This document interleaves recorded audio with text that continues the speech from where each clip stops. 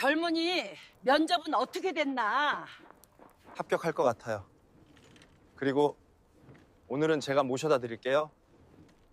폭설이 휘몰아치는 골목길, 한 청년이 리어카를 끌고 있었어요. 폐지 줍는 할머니를 도와주다가 인생의 마지막 기회일지도 모르는 면접을 망쳐버린 후였죠.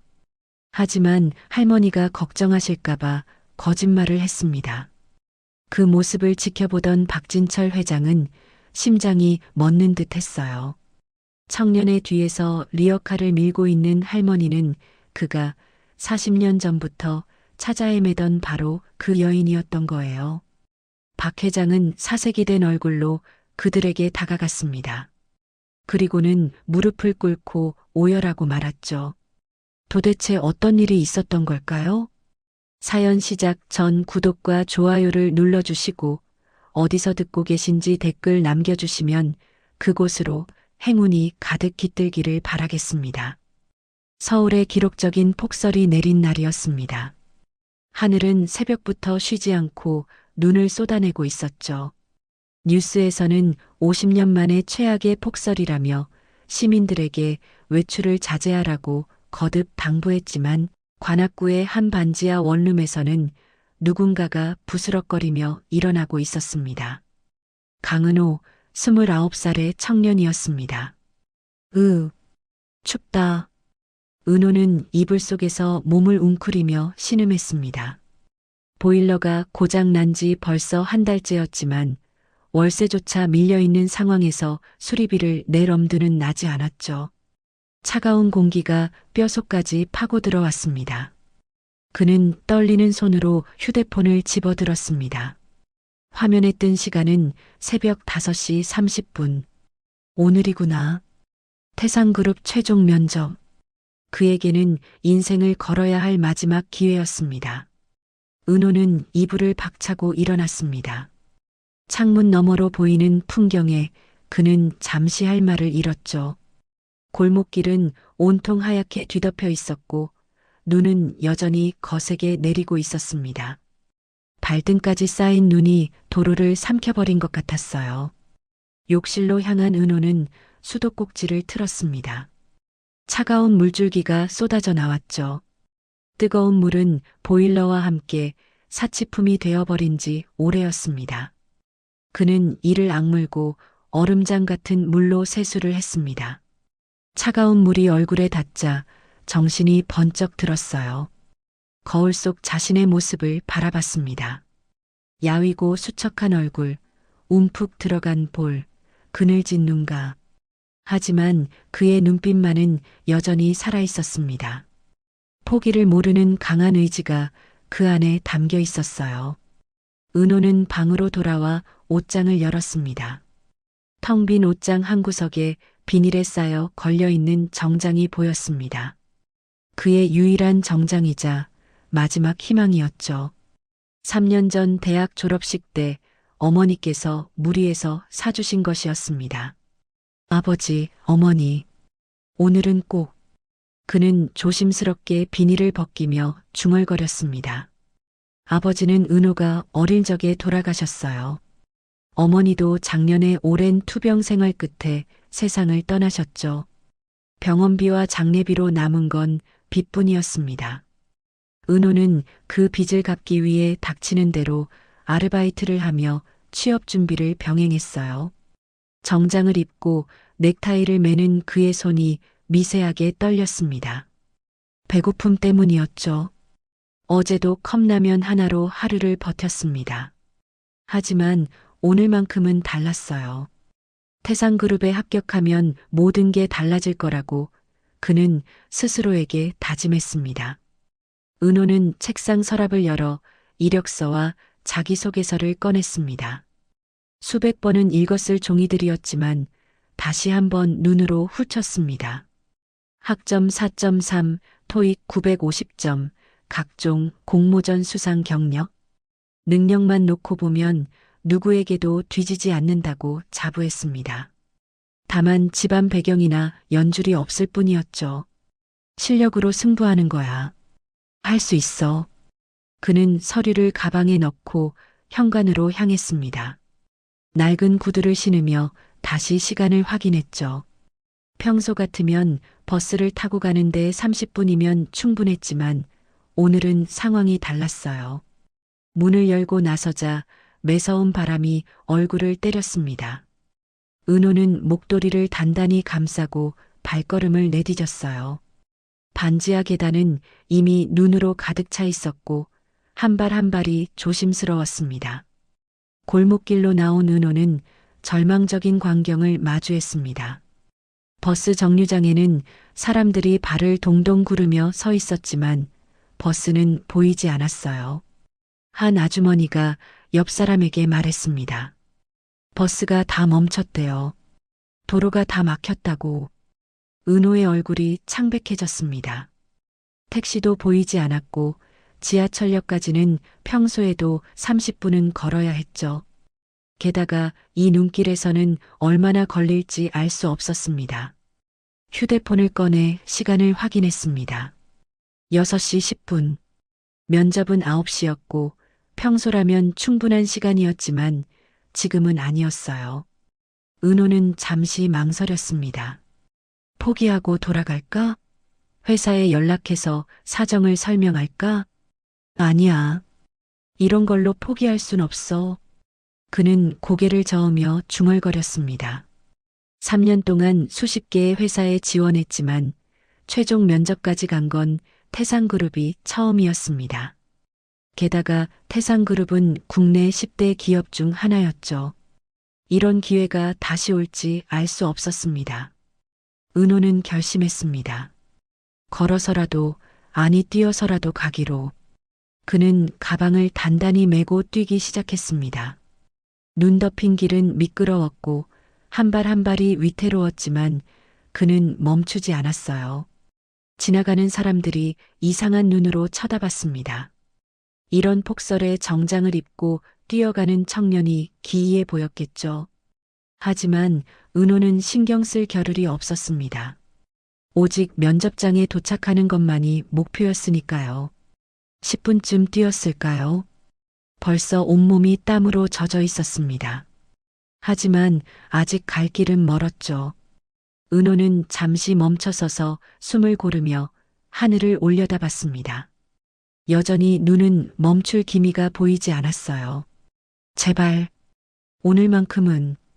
그는 간절히 기도하며 다시 뛰기 시작했습니다.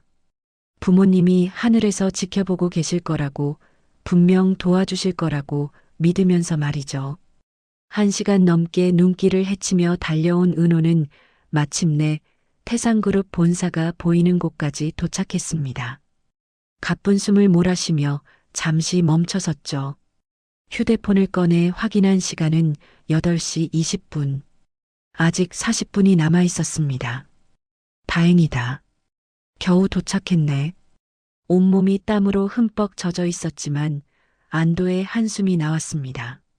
하지만 태상그룹 본사로 가려면 앞에 보이는 가파른 언덕길을 올라가야 했죠. 평소에도 숨이 찰 정도로 경사가 심한 길인데 오늘은 눈까지 수북이 쌓여 있었습니다. 은호는 심호흡을 하고 다시 발걸음을 옮겼습니다. 그때였어요. 언덕 중간쯤에서 무언가 이상한 광경이 눈에 들어왔습니다. 누군가가 자기 몸집보다 훨씬 큰 리어카를 끌고 언덕을 오르려고 애쓰고 있었죠.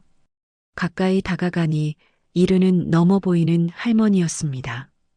낡은 겨울 점퍼를 입고 털모자를 깊숙이 눌러 쓴 할머니는 온 힘을 다해 리어카를 끌고 있었어요. 리어카에는 폐지가 산더미처럼 쌓여 있었고 그 무게만 해도 엄청나 보였습니다. 으이고, 으이고. 할머니의 낮은 신음소리가 들렸습니다. 낡은 운동화는 눈길에 제대로 된 마찰력을 내지 못했고 한 발 내디딜 때마다 미끄러졌죠. 리어카 바퀴도 눈에 파묻혀 제대로 굴러가지 않았습니다. 은호는 잠시 망설였습니다. 시간이 촉박했고 자신도 지친 상태였으니까요. 하지만 할머니의 힘겨운 모습을 그냥 지나칠 수는 없었습니다.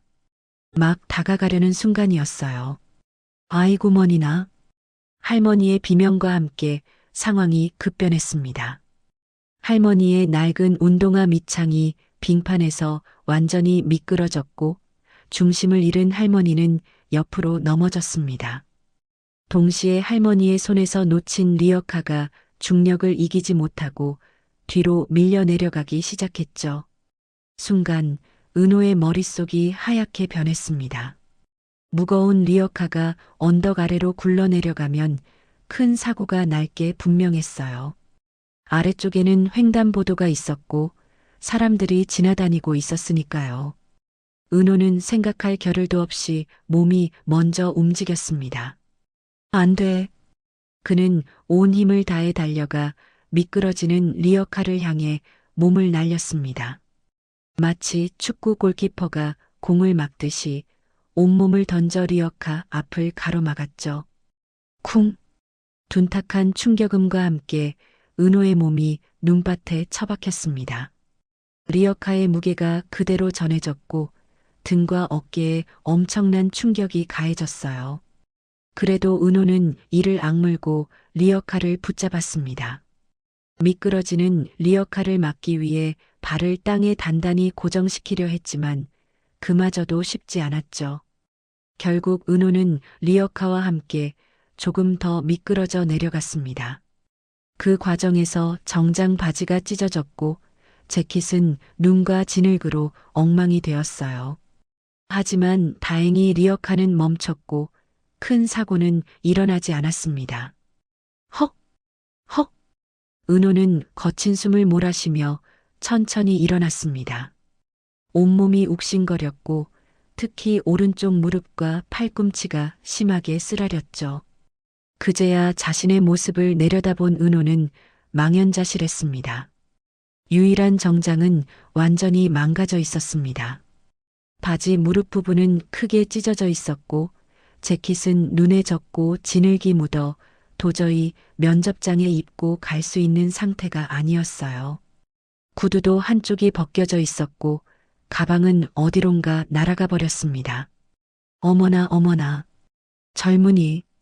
넘어졌던 할머니가 허둥지둥 다가왔습니다. 다행히 할머니는 큰 부상은 없어 보였지만 은호를 보는 눈에는 죄책감이 가득했죠. 아이고, 이를 어쩌나. 젊은이. 내가 다 망쳐놨구먼. 할머니는 떨리는 손으로 은호의 옷에 묻은 눈을 털어주려 했지만 이미 늦은 상태였습니다. 은호는 애써 미소를 지으며 말했어요. 아니에요, 할머니. 괜찮습니다. 할머니가 다치지 않으셔서 다행이에요. 괜찮긴 뭐가 괜찮아. 옷이 이렇게 됐는데. 할머니의 눈가에 눈물이 맺혔습니다. 주름진 얼굴에는 미안함과 고마움이 동시에 묻어났죠. 은호는 찢어진 바지를 보며 속으로 한숨을 삼켰지만 할머니 앞에서는 내색하지 않았습니다. 정말 괜찮아요. 옷이야 또 사면 되죠. 거짓말이었습니다. 은호에게는 새 정장을 살 돈이 없었으니까요. 하지만 할머니를 더 미안하게 만들고 싶지 않았습니다. 할머니는 은호를 위아래로 훑어보며 물었습니다. 그런데 젊은이, 이런 차림으로 혹시 어디 면접이라도 보러 가는 건가? 은호는 쓴웃음을 지었습니다. 아, 네. 여기 근처 태상그룹이요. 태상그룹? 아이고, 그 큰 회사를. 할머니의 얼굴이 더욱 어두워졌습니다. 자신 때문에 젊은이의 인생이 걸린 면접을 망쳤다는 생각에 가슴이 무너지는 것 같았죠. 정말 미안하구먼. 내가 어떻게 보상을. 아니에요, 할머니. 제가 선택한 거예요. 그리고 사실 붙을 가능성도 별로 없었어요. 은호는 담담하게 말했지만 속은 타들어가고 있었습니다. 3년 만에 잡은 기회였는데 이렇게 허무하게 날려버리다니. 하지만 이미 엎질러진 물이었죠. 할머니는 한참 동안 뭔가를 고민하는 듯 했습니다. 그러더니 갑자기 두꺼운 점퍼 주머니 깊숙한 곳에 손을 넣어 무언가를 꺼내기 시작했어요. 낡은 천으로 몇 겹이나 쌓인 작은 물건이었습니다. 잠깐만. 이거. 할머니는 조심스럽게 천을 풀었습니다. 그 안에서 나온 것은 오래된 만년필이었어요. 세월의 흔적이 역력했지만 은은한 광택이 남아있는 고급스러운 만년필이었죠. 이거 받아. 할머니가 만년필을 은호에게 내밀었습니다. 은호는 당황했어요. 아니, 할머니. 이런 건 받을 수 없어요. 받아, 제발. 내가 평생 지녀온 부적 같은 거야. 이게 젊은이에게 행운을 줄 걸세. 자네가 나에겐 생명의 은인이니까 이 만년필이 자네에게 갈 차례인가 봐. 할머니의 눈동자가 흔들렸습니다. 줄 수 있는 건 없고 청년의 인생을 망친 것 같아 가슴이 미어지는 표정이었습니다. 하지만 할머니의 진심 어린 눈빛에 은호는 더 이상 거절할 수 없었습니다. 떨리는 손으로 만년필을 받아들었죠. 감사합니다, 할머니. 정말 소중히 간직할게요. 그래, 그래야지. 그리고 면접. 포기하지 마. 이 모습 그대로가. 오히려 자네의 진짜 모습을 보여줄 수 있을 거야. 할머니의 말에 은호는 고개를 끄덕였습니다. 이미 포기했던 마음이었지만 할머니의 격려에 다시 한번 용기가 생겼어요. 네, 할머니.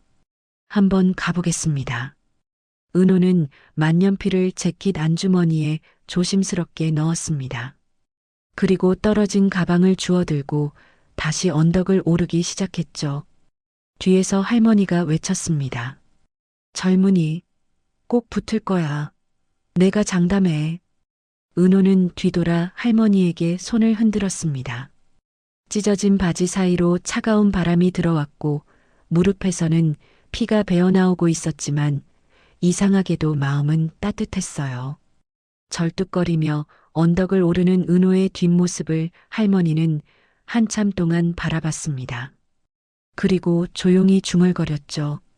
그래, 착한 일은 반드시 보상받는 법이지. 젊은이, 자네는 꼭 성공할 거야. 은호는 마침내 태상그룹 본사 앞에 도착했습니다. 거대한 유리 건물이 위압적으로 서 있었죠. 정문 앞에 선 경비원들이 은호를 보고 수군거렸습니다. 저 사람 뭐야? 노숙자인가? 아니면 사고라도 난 건가? 은호는 그들의 시선을 애써 무시하고 건물 안으로 들어갔습니다. 로비에 있던 사람들도 모두 은호를 쳐다봤죠. 찢어진 정장, 진흙 묻은 얼굴, 절뚝거리는 걸음걸이. 누가 봐도 면접 보러 온 사람 같지 않았습니다. 하지만 은호는 당당히 엘리베이터를 향해 걸었습니다. 주머니 속 만년필이 따뜻하게 느껴졌어요. 할머니가 준 행운의 부적이 정말로 기적을 일으켜 줄까요?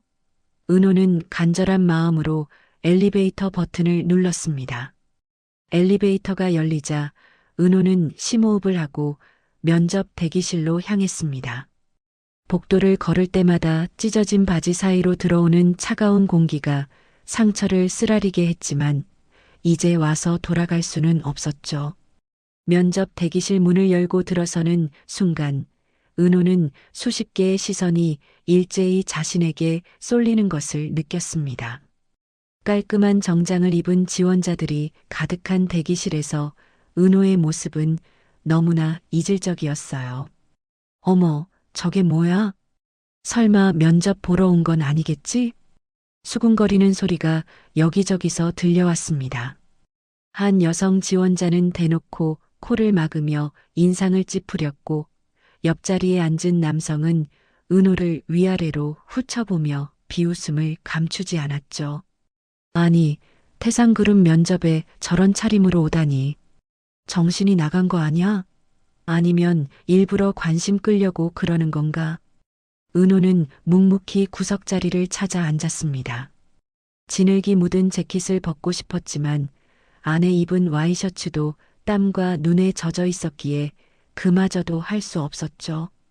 실례지만 갑자기 누군가 은호에게 다가왔습니다. 단정한 정장을 입은 남자 지원자였죠. 혹시 사고라도 나신 건가요? 병원에 먼저 가보시는 게 겉으로는 걱정하는 듯 했지만 그의 목소리에는 경멸이 섞여 있었습니다. 이런 꼴로 면접을 보러 왔다니 제정신이 아니구나라는 속마음이 다 드러났죠. 걱정해 주셔서 감사합니다. 괜찮아요. 은호가 짧게 대답하자 남자는 고개를 저으며 자리로 돌아갔습니다. 은호는 고개를 숙이고 주먹을 꽉 쥐었습니다. 창피하고 부끄러웠지만 이미 여기까지 온 이상 포기할 수 없었어요.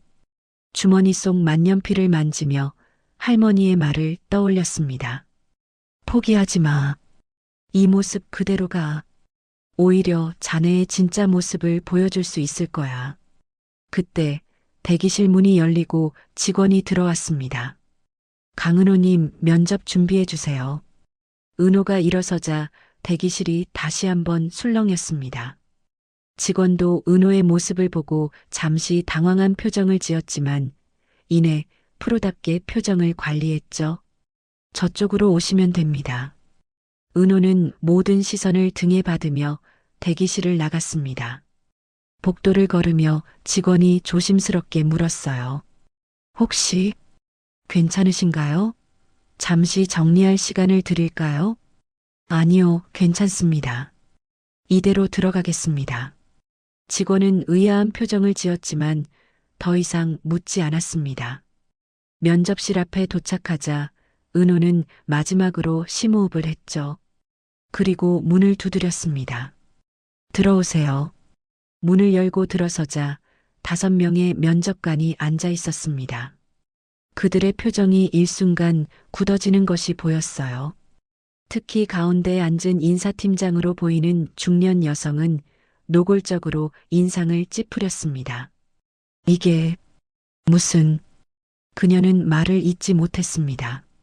옆에 앉은 젊은 면접관도 코를 막는 신용을 하며 고개를 돌렸죠. 하지만 은호는 그 모든 시선을 받으며 당당히 인사했습니다. 안녕하십니까? 경영지원팀에 지원한 강은호입니다. 그때였습니다. 맨 끝자리에 앉아있던 누군가가 은호를 유심히 바라보고 있다는 것을 느꼈어요. 은발이 섞인 중후한 신사였는데 다른 면접관들과는 달리 경멸이나 당황이 아닌 묘한 호기심이 담긴 눈빛이었습니다. 박진철 회장이었습니다. 회장은 최종 면접에 직접 참관하는 것으로 유명했죠. 하지만 보통은 조용히 관찰만 할 뿐 직접 나서는 일은 거의 없었습니다. 오늘도 마찬가지일 거라고 다들 생각했어요. 강은호 씨, 인사팀장이 차가운 목소리로 물었습니다. 지금 그 차림이 뭡니까? 설명해 보세요. 다른 면접관들도 기가 막힌다는 표정으로 은호를 바라봤습니다. 누군가는 이미 탈락을 확정짓고 서류를 덮기도 했죠. 은호는 잠시 침묵했습니다. 변명을 늘어놓을 수도 있었고 동정심을 유발할 수도 있었어요. 하지만 그는 다른 선택을 했습니다. 죄송합니다. 오늘 오는 길에 사고가 있었습니다. 제가 판단을 잘못했고 그 결과 이런 모습으로 면접장에 오게 되었습니다. 사고요? 무슨 사고였길래? 젊은 남자 면접관이 비아냥거리듯 물었습니다. 은호는 담담하게 대답했어요. 폭설로 미끄러진 할머니의 리어카가 언덕 아래로 굴러내려가는 것을 막다가 이렇게 되었습니다. 정말 기가 막히네요. 인사팀장이 코웃음을 쳤습니다. 그래서요? 할머니를 도와줬으니 이해해 달라는 건가요? 남을 돕는 것도 좋지만 중요한 면접에 이런 모습으로 오는 게 과연 책임감 있는 행동입니까? 날카로운 비판이 이어졌습니다. 다른 면접관들도 고개를 끄덕이며 동조했죠.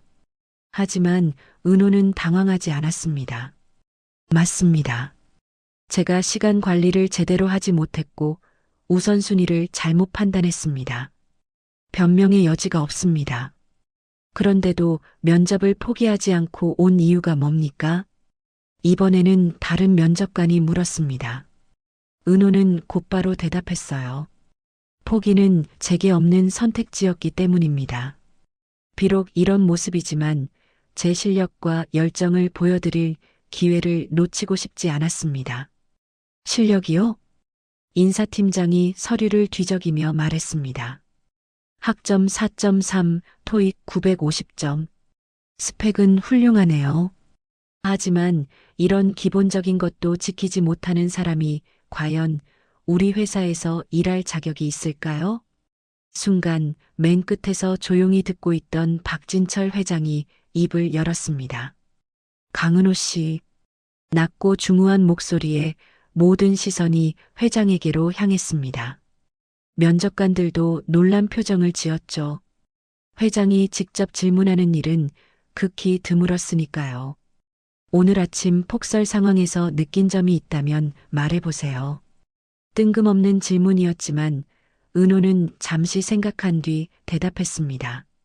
대중교통이 마비되고 도시 기능이 정지된 것을 보며 우리가 당연하게 여기는 시스템이 얼마나 취약한지 깨달았습니다. 위기 상황에서는 매뉴얼보다 현장 판단력이 중요하다는 것도 느꼈고요. 회장의 눈이 미세하게 반짝였습니다. 그래서 할머니를 도왔다는 건가요? 아니요. 그건 그냥 본능이었습니다. 위험한 상황을 보고 그냥 지나칠 수 없었어요. 본능이라. 회장은 은호를 뚫어지게 바라봤습니다. 찢어진 바지 사이로 보이는 상처, 진흙 묻은 재킷, 그럼에도 꺾이지 않는 고든 눈빛. 회장은 그 모든 것을 세심하게 관찰했죠. 만약 오늘 같은 상황이 회사에서 발생한다면 강은호 씨는 어떻게 하겠습니까?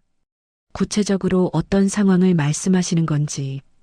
예를 들어 중요한 프레젠테이션을 앞두고 있는데 동료가 위험에 처했다면요? 은호는 망설임 없이 대답했습니다. 먼저 동료를 돕고 그 다음에 프레젠테이션을 수습할 방법을 찾겠습니다. 그것 때문에 회사가 큰 손실을 본다면 제가 책임지겠습니다.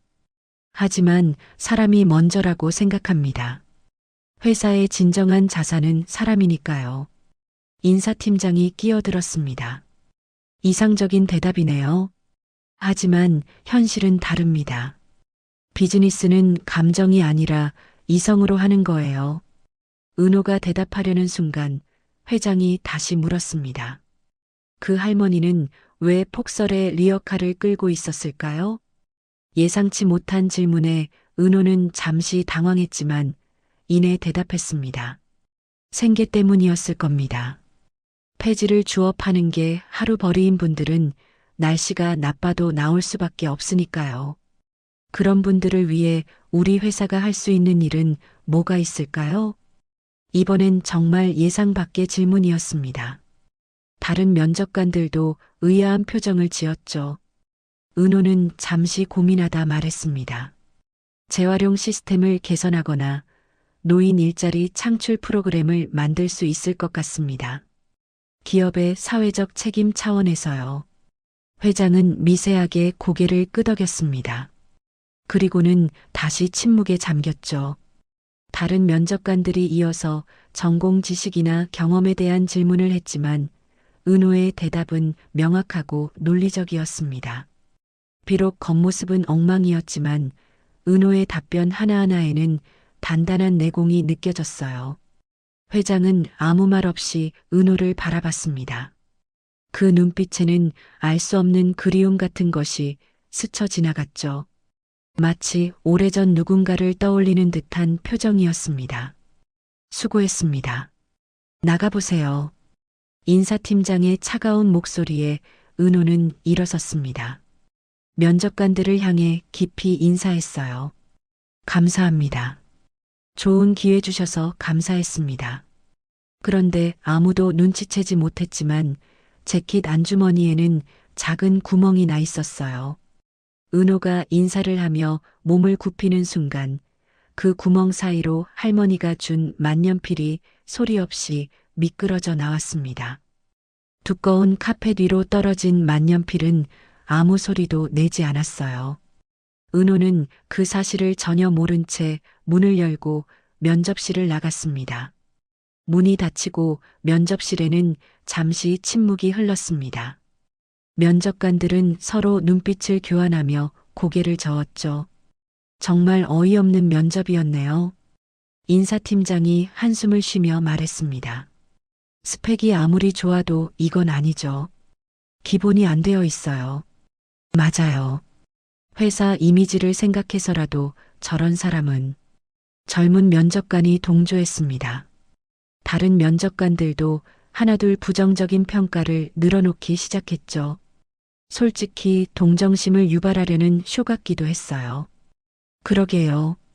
할머니를 도왔다는 것도 믿기 어렵고. 박진철 회장은 여전히 침묵을 지키고 있었습니다.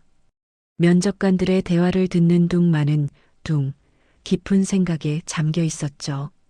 그러다가 천천히 자리에서 일어났습니다. 회장님, 벌써 가시는 겁니까? 인사팀장이 놀라며 물었습니다. 보통 회장은 면접이 모두 끝날 때까지 자리를 지키곤 했으니까요. 잠시 나갔다 오겠네. 회장은 짧게 대답하고 문을 향해 걸었습니다. 그런데 몇 발자국 가다가 갑자기 멈춰 섰어요. 시선이 바닥의 어느 한 지점에 고정되었습니다. 카펫 위에 무언가가 은은하게 반짝이고 있었습니다. 회장은 천천히 그것을 향해 다가갔죠. 가까이서 보니 오래된 만년필이었습니다. 누군가 떨어뜨린 것이 분명했어요. 방금 나간 지원자가 떨어뜨린 건가? 회장은 만년필을 집어들었습니다. 순간 그의 표정이 굳어졌어요. 만년필은 확실히 오래된 것이었지만 단순히 오래되었다고 해서 놀란 것이 아니었습니다. 뚜껑 부분을 자세히 보니 희미하게 이니셜이 새겨져 있었습니다. 세월이 흘러 많이 닳았지만 여전히 읽을 수 있을 정도였죠. J. C. 파크. 회장의 손이 미세하게 떨리기 시작했습니다. 진철박. 자신의 이름 이니셜을 새긴 것이었죠. 하지만 그것보다 더 충격적인 것은 이 만년필 자체였습니다. 이게 어떻게... 회장은 떨리는 손으로 만년필을 돌려가며 살펴봤습니다. 몸체에 새겨진 독특한 문양, 뚜껑의 특별한 디자인 틀림없었습니다. 이것은 40년 전 자신이 직접 디자인해서 주문 제작한 만년필이었어요. 회장님, 괜찮으십니까? 인사팀장이 이상함을 눈치채고 다가왔습니다. 회장의 얼굴이 창백해져 있었거든요. 아니네. 잠시만. 회장은 만년필을 꽉 쥐고 잠시 휘청였습니다. 40년 전의 기억이 파도처럼 밀려왔죠. 당시 20대 후반이었던 박진철은 야심찬 청년 사업가였습니다. 대학을 졸업하자마자 친구들과 함께 작은 무역회사를 차렸죠. 모든 것이 순조로워 보였고 성공을 확신했습니다. 그때 제작한 것이 바로 이 만년필이었어요. 내가 반드시 성공해서 이 펜으로 큰 계약서에 사인을 할 거야. 그렇게 말하며 거금을 들여 특별 제작한 만년필이었습니다. 세상에 단 하나뿐인 자신만의 만년필이었던 거죠. 계속해서 40년 전의 기억이 마치 어제 일처럼 선명하게 떠올랐지만 지금은 과거에 빠져 있을 때가 아니었습니다. 김 팀장, 회장이 갑자기 큰 소리로 인사팀장을 불렀습니다. 깜짝 놀란 인사팀장이 다가왔어요. 예, 회장님. 이 펜을 떨어뜨린 지원자를 당장 찾아오게. 회장의 목소리에는 절박함이 묻어났습니다. 인사팀장은 당황한 표정으로 물었죠. 그게 왜 그러시는지 여쭤봐도 지금은 설명할 시간이 없네. 어서. 회장의 단호한 말에 인사팀장은 더 이상 묻지 않고 서둘러 면접실을 나갔습니다. 남은 면접관들은 어리둥절한 표정으로 서로를 바라봤죠. 회장은 다시 만년필을 들여다봤습니다. 펜의 몸통을 천천히 돌리며 세세한 부분까지 확인했어요. 펜촉 부분의 특별한 각인, 몸통에 새겨진 미세한 패턴, 모든 것이 자신이 디자인한 그대로였습니다. 하지만 어떻게 이게 그 청년에게 머릿속이 복잡해졌습니다. 40년 전 국밥집에 남겨둔 이 만년필이 어떤 경로로 오늘 면접장에 나타난 것일까요? 그리고 그 청년은 이 만년필을 어디서 얻은 것일까요? 그때 회장의 비서가 헐레벌떡 들어왔습니다. 회장님, CCTV 확인했습니다. 강은호 지원자가 만년필을 떨어뜨린 게 맞습니다. 비서는 태블릿을 들어 CCTV 화면을 보여줬습니다. 은호가 인사를 하며 일어서는 순간 재킷 주머니에서 무언가가 떨어지는 장면이 선명하게 찍혀 있었죠. 강은호. 그래, 그 지원자 이력서 가져왔나? 예, 여기 있습니다. 비서가 서류를 건넸습니다. 회장은 급하게 이력서를 훑어봤어요. 29살 관악구 거주, 부모님 모두 사망, 학자금 대출과 각종 빚이 있는 상황. 불쌍한 청년이군. 회장은 중얼거렸습니다. 그러다가 갑자기 고개를 들었어요. 차를 준비해. 지금 당장 이 주소로 가야겠네. 예. 회장님이 직접 가신다고요? 비서는 놀란 표정을 지었습니다. 태상그룹 회장이 지원자를 찾아간다는 것은 상상도 할 수 없는 일이었으니까요. 그래. 그리고 혹시 이 청년이 벌써 집에 도착했는지 확인해봐. 알겠습니다. 그런데 회장님, 정말 괜찮으신가요? 안색이. 괜찮아. 어서 준비해. 회장은 다시 만년필을 바라봤습니다. 이 만년필이 어떻게 그 청년에게 갔을까? 여러 가능성이 머릿속을 스쳐 지나갔죠. 정말 혹시 그분이 살아계신 걸까? 40년 전 국밥집 아주머니의 얼굴이 떠올랐습니다. 만약 그분이 살아계신다면 이 만년필을 40년 동안 간직하고 계셨단 말인가요? 회장님, 건물 경비실에 확인해 보니 강은호 씨는 약 15분 전에 건물을 나갔다고 합니다. 15분. 이 폭설에 멀리 가지는 못했겠지. 어서 가자. 회장은 서둘러 면접실을 나섰습니다. 엘리베이터를 타고 지하 주차장으로 내려가는 동안 그의 머릿속은 온통 과거의 기억으로 가득했죠. 40년 전 첫 사업에 실패하고 모든 것을 잃었을 때, 빚쟁이들에게 쫓기며 며칠을 굶었던 그때, 차가운 한강 다리 위에서 죽음을 생각했던 그 순간. 회장님, 차 준비됐습니다. 비서의 목소리에 회장은 현실로 돌아왔습니다. 검은색 세단에 올라탄 회장은 만년필을 가슴에 품었어요. 그 청년 집으로 가게. 예, 회장님. 그런데 이 날씨에 그쪽은 길이 많이 막힐 것 같은데요. 상관없어. 천천히 가도 좋으니 안전하게 가게. 차가 출발하자 회장은 창밖을 바라봤습니다. 여전히 눈은 펑펑 내리고 있었고 도로는 하얗게 뒤덮여 있었죠. 마치 40년 전 그날처럼.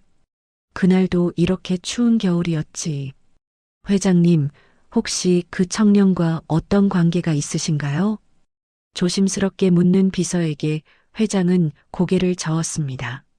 아니, 처음 본 청년이야. 하지만 회장은 말을 멈췄습니다. 어떻게 설명해야 할까요? 40년 전의 이야기를, 그리고 이 만년필에 담긴 사연을. 이 만년필이 내게는 아주 특별한 물건이거든. 어떻게 그 청년이 가지고 있었는지 꼭 알아야 해. 비서는 더 이상 묻지 않았습니다. 회장의 표정이 너무나 진지했으니까요. 그리고는 태블릿을 보며 말했습니다. 회장님, 강은호 씨의 추가 정보를 확인했는데요. 어머니가 작년에 폐암으로 돌아가셨고 병원비 때문에 상당한 빚이 있다고 합니다. 그래. 그리고 현재 반지하 원룸에서 자취 중이고 여러 아르바이트를 전전하며 생활하고 있다고. 회장은 눈을 감았습니다. 그 청년도 자신처럼 어려운 시절을 보내고 있는 것이었어요. 그런데도 할머니를 돕느라 면접을 망쳤다니 참 대단한 청년이야. 회장은 중얼거렸습니다. 그리고 다시 창밖을 바라봤죠. 어서 그 청년을 만나야 해. 그리고 이 만년필의 비밀을 알아내야 해. 회장은 간절한 마음으로 기도했습니다. 제발 그분이 살아계시기를, 그리고 이번에는 꼭 만날 수 있기를. 한편 면접장을 나선 은호의 발걸음은 무거웠습니다. 아니, 무겁다는 표현으로는 부족했죠. 마치 발목에 쇠사슬을 매단 것처럼 한 걸음 한 걸음이 힘겹게 느껴졌습니다. 건물 밖으로 나오자 여전히 눈은 멈출 기미가 보이지 않았어요. 하늘은 온통 회색빛이었고 차가운 바람이 얼굴을 때렸습니다. 은호는 찢어진 바지를 내려다봤어요. 무릎 부분이 크게 찢어져서 상처가 그대로 드러나 있었죠. 진흙과 눈이 뒤섞여 얼룩덜룩해진 재킷은 이제 정장이라고 부르기도 민망한 지경이었습니다. 긴 한숨이 입에서 새어나왔습니다. 은호는 고개를 들어 하늘을 올려다봤어요. 눈송이들이 끊임없이 떨어지고 있었죠. 마치 자신의 인생처럼 끝없이 추락하는 것 같았습니다. 3년이었는데 겨우 잡았던 그 마지막 기회를 이렇게 망쳐버렸어요. 아무리 생각해도 합격은 어려워 보였습니다. 면접관들의 차가운 눈빛이 아직도 생생했죠. 특히 인사팀장의 경멸 어린 표정은 가슴에 못을 박는 것 같았습니다. 은호는 터벅터벅 걸음을 옮겼습니다. 눈 쌓인 길을 걷는 것이 평소보다 힘들었지만 마음은 그보다 더 무거웠어요. 집으로 돌아가면 뭘 해야 할까요? 다시 구직 사이트를 뒤지고 이력서를 넣고 또 떨어지기를 반복해야 할까요? 어머니, 죄송해요. 은호는 하늘을 향해 속으로 말했습니다. 작년에 돌아가신 어머니가 떠올랐어요. 한참을 걸었을까요? 은호는 자신의 동네 골목길로 접어들었습니다. 익숙한 풍경이었지만 오늘은 모든 게 낯설게 느껴졌어요. 골목 양쪽으로 눈이 발목까지 쌓여 있었고 사람들은 거의 보이지 않았죠. 그때였습니다. 으이고, 낯익은 신음소리가 들려왔어요. 은호는 고개를 들었습니다. 골목 저편에서 누군가 리어카를 끌고 오고 있었죠. 가까이 다가가자 은호의 눈이 커졌습니다. 할머니? 그렇습니다. 오늘 아침 언덕길에서 만났던 바로 그 할머니였어요. 여전히 낡은 겨울 점퍼를 입고 털모자를 깊숙이 눌러 쓴 할머니는 폐지로 가득 찬 리어카를 끌고 있었습니다. 리어카 위에는 눈이 하얗게 쌓여 있었고 할머니의 어깨에도 눈이 수북이 내려앉아 있었죠. 할머니는 은호를 보자 얼굴에 환한 미소를 지었습니다. 어머, 젊은이, 또 만났구먼. 할머니의 목소리는 반가움으로 가득 차 있었어요. 하지만 그 미소 뒤에는 걱정이 숨어 있었죠.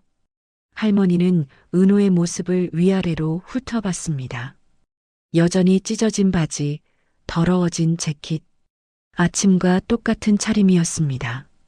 면접은 어떻게 됐어? 붙었어? 할머니가 조심스럽게 물었습니다. 떨리는 손으로 은호의 팔을 잡으며 기대 어린 눈빛을 보냈죠.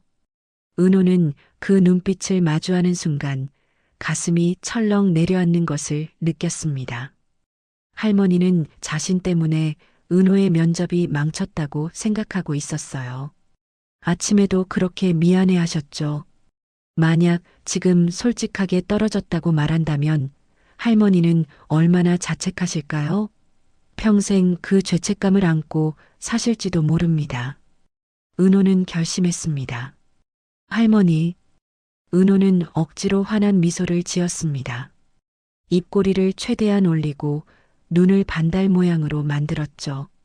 마치 정말로 좋은 일이 있었던 것처럼 말입니다. 할머니가 주신 부적 덕분에 면접 대박 났어요. 은호의 목소리는 일부러 밝게 떨었습니다. 할머니의 얼굴이 환해지는 것이 보였어요. 정말, 정말이고, 네, 면접관들이 제 얘기 진짜 잘 들어주셨어요. 질문도 많이 하시고요. 거짓말이었습니다.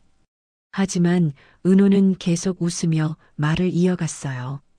저 합격할 것 같아요. 아니, 분명히 합격할 거예요. 할머니는 은호의 손을 꽉 잡았습니다. 거친 손바닥의 온기가 은호에게 전해졌죠. 그래, 그래야지. 내가 그럴 줄 알았어. 착한 일은 복으로 돌아오는 법이야. 할머니의 눈가에 기쁨의 눈물이 맺혔습니다. 주름진 얼굴 가득 미소가 번졌죠.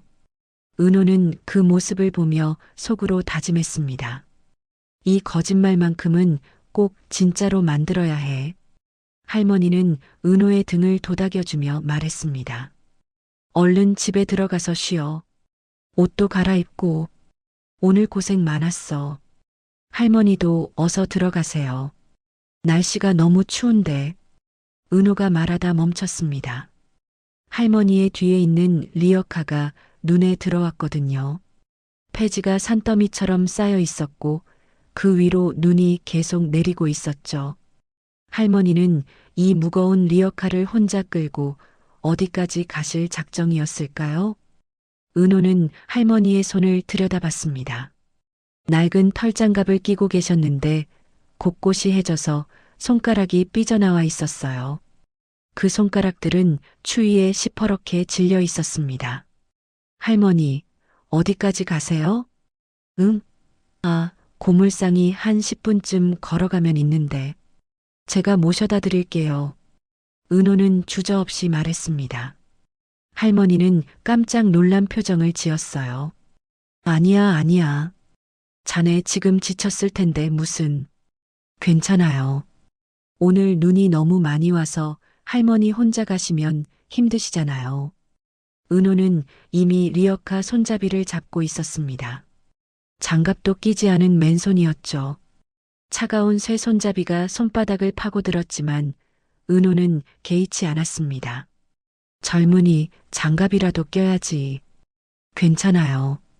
금방이에요. 은호는 리어카를 끌기 시작했습니다. 생각보다 무거웠어요. 폐지가 눈에 젖어서 더 무거워진 것 같았죠. 하지만 오늘 아침 이 리어카가 언덕을 미끄러져 내려갈 때를 생각하면 이 정도는 아무것도 아니었습니다. 어디로 가면 돼요, 할머니? 저기, 골목 끝까지 가서 오른쪽으로 돌면 돼. 할머니는 뒤에서 리어카를 밀었습니다. 둘이서 함께 눈길을 걸어갔죠. 발자국이 눈 위에 깊게 찍혔고 리어카 바퀴가 선명한 자국을 남겼습니다. 젊은이 정말 미안하구먼. 자네가 면접 보고 왔는데. 아니에요, 할머니. 저 멀쩡해요. 오히려 제가 할머니 덕분에 힘이 났어요.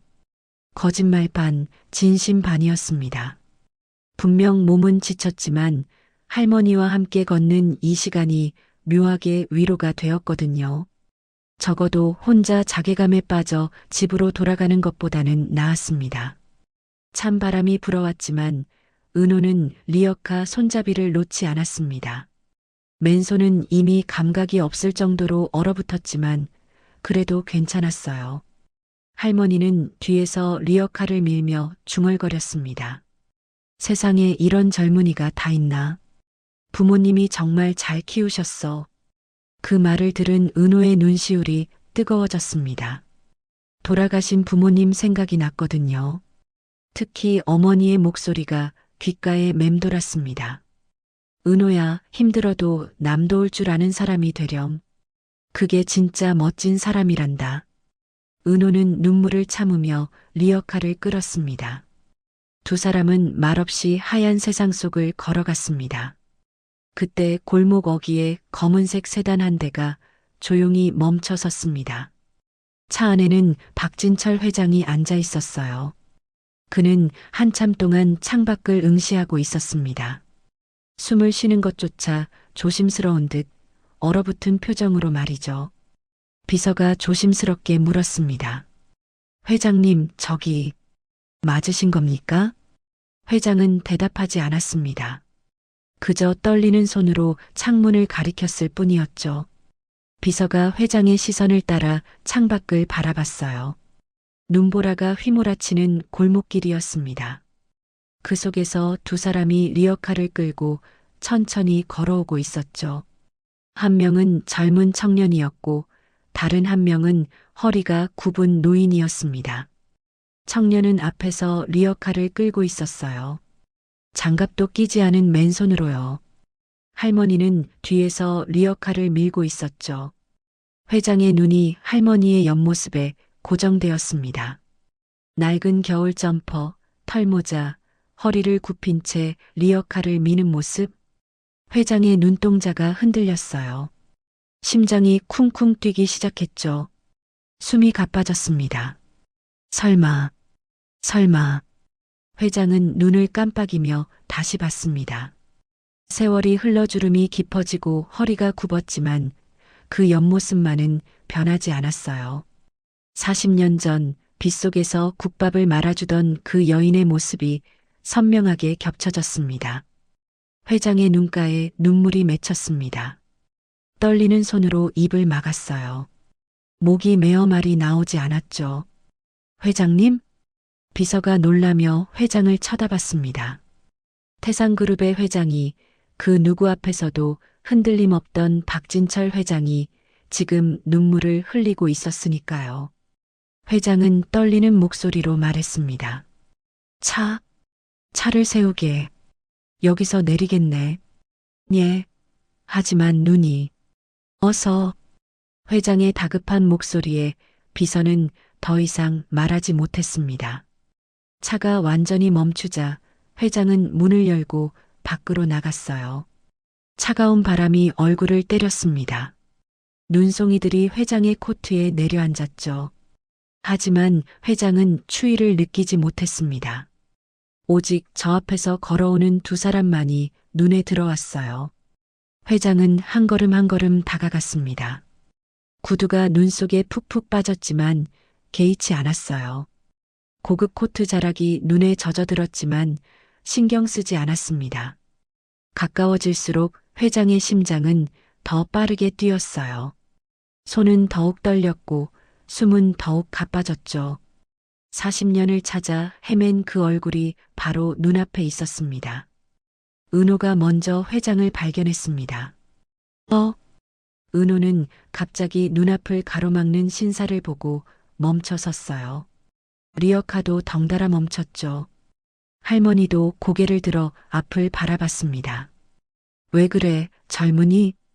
할머니가 물었을 때 회장은 이미 두 사람 바로 앞까지 와 있었습니다. 은호는 회장을 알아봤어요.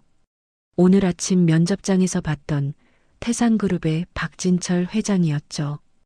은호의 얼굴이 창백해졌습니다. 왜 회장님이 여기에? 은호의 머릿속이 복잡해졌어요. 혹시 면접 결과를 직접 알려주러 오신 건가?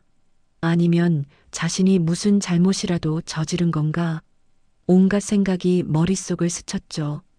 하지만 회장은 은호를 보지 않았습니다. 그의 시선은 오직 할머니에게만 고정되어 있었어요.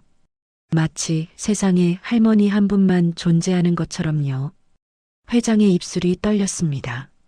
무언가 말하려 했지만 목이 메어 소리가 나오지 않았죠. 그는 한 걸음 더 다가갔습니다. 할머니와의 거리가 두 걸음밖에 남지 않았어요. 할머니는 회장을 올려다봤습니다. 은발이 섞인 중후한 신사, 고급스러운 코트, 품격 있는 자태, 완전히 낯선 사람이었어요. 이렇게 잘 차려입은 양반을 골목길에서 마주치는 일은 평생 몇 번 없었죠.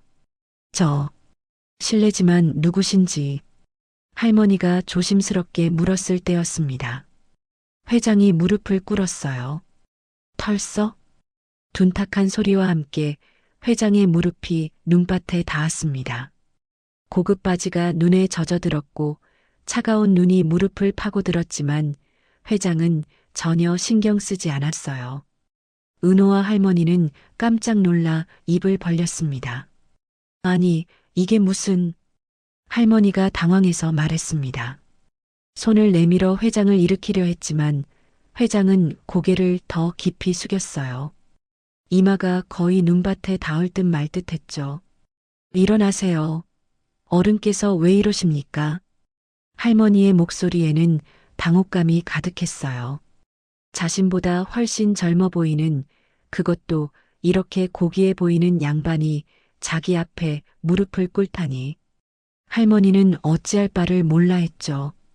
은호도 황급히 다가가 회장의 팔을 잡으려 했습니다. 회장님, 일어나십시오. 무슨 일이신지. 하지만 회장은 꿈쩍도 하지 않았어요. 그저 고개를 숙인 채 떨고 있을 뿐이었습니다. 어깨가 들썩거렸죠. 울고 있는 것 같았어요. 잠시 침묵이 흘렀습니다. 눈은 계속 내렸고 세 사람은 그 자리에 얼어붙은 듯 멈춰 있었어요. 한참 후 회장이 떨리는 목소리로 입을 열었습니다. 아주머니. 그 목소리는 너무나 간절했어요. 마치 수십 년 동안 꾹꾹 눌러 담아두었던 감정이 한꺼번에 터져 나오는 것 같았죠. 회장은 떨리는 손을 가슴에 얹었습니다. 눈물이 뺨을 타고 흘러내렸어요. 회장은 잠시 말을 멈췄습니다. 목이 메었거든요. 깊게 숨을 들이마시고 다시 입을 열었어요. 저는 박진철이라고 합니다. 할머니는 그 이름을 듣는 순간 온몸이 굳어졌습니다. 박진철. 40년 동안 편지에서 수없이 읽었던 그 이름. 그 사람이 진짜 이 사람인 걸까요? 회장은 계속 말을 이어갔습니다. 40년 전 겨울이었습니다. 회장의 목소리는 점점 더 떨렸어요. 눈물이 멈추지 않고 흘러내렸죠. 그때 회장은 잠시 숨을 고르며 말을 이었습니다. 거리를 헤매던 노숙자였습니다. 회장은 떨리는 손을 가슴에 얹었습니다. 아주머니의 국밥집에서 밥을 얻어먹었던 그 노숙인입니다. 할머니는 떨리는 손으로 입을 틀어막았습니다. 눈이 커졌고 온몸이 얼어붙었어요. 너무 늦게 와서 정말 죄송합니다. 할머니의 떨리는 눈빛을 본 회장의 눈앞에 40년 전 그 겨울이 생생하게 펼쳐졌습니다. 40년 전 겨울, 28살의 박진철은 세상을 다 가진 듯 당당했습니다. 진철아, 축하한다. 야, 우리 이제 대박 나는 거 아니야? 대학 동기들이 사무실에 모여 샴페인을 터뜨렸어요. 작은 사무실이었지만 청년들의 꿈은 하늘을 찔렀죠.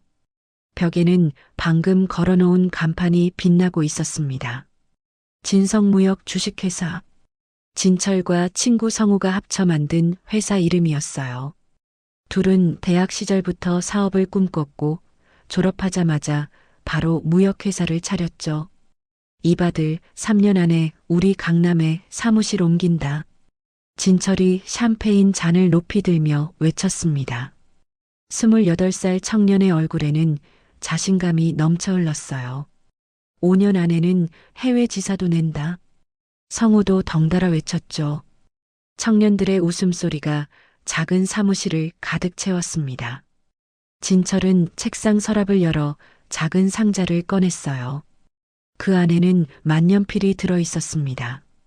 검은색 몸통에 은색 장식이 들어간 자신이 직접 디자인해서 주문 제작한 만년필이었죠.